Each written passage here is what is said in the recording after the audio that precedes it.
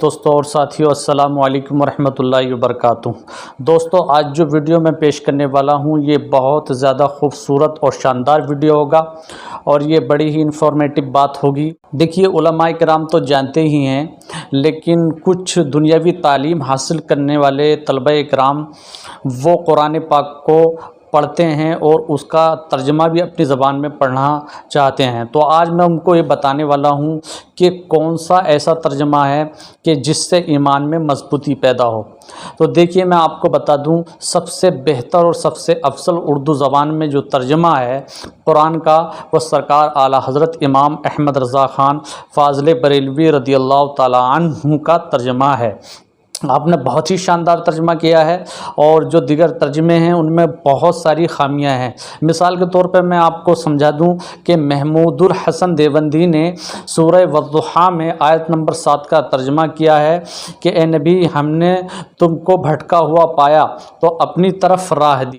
کوئی بھی اس ترجمے کو پڑھنے والا پڑھ کر کے اس ترجمے کو اپنے ذہن میں رکھ لے اور اس پر اپنا عقیدہ بنا لے تو سمجھ لو کہ اس کا ایمان جو ہے ضائع ہو جائے گا۔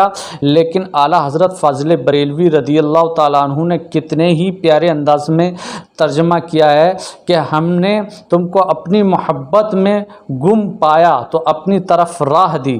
اپنی محبت میں گم پانے کا مطلب یہ ہے کہ حضور پاک صلی اللہ تعالیٰ علیہ وسلم اللہ کی یاد میں ہمہ وقت مصروف اور مشغول رہتے تھے، اور اپنی طرف راہ دینے کا مطلب یہ ہے کہ اللہ تبارک و تعالیٰ نے اپنے محبوب کو تمام انبیاء میں اعلیٰ مرتبہ عطا فرمایا اور آپ کو علوم غیبیہ عطا فرمائے۔ اس لیے اعلیٰ حضرت پکار اٹھے، اور کوئی غیب کیا تم سے نہا ہو بھلا، جب نہ خدا ہی چھپا تم پہ کروڑوں درود۔ اور کتنے اعلیٰ ہیں اس بارے میں بھی اعلیٰ حضرت نے فرمایا ہے، خلق سے اولیاء، اولیاء سے رسول، اور رسولوں سے اعلیٰ ہمارا نبی۔ تو دیکھیے، میں نے آپ کے سامنے واضح کر دیا کہ کون سا ترجمہ بہتر ہے، شاندار ہے۔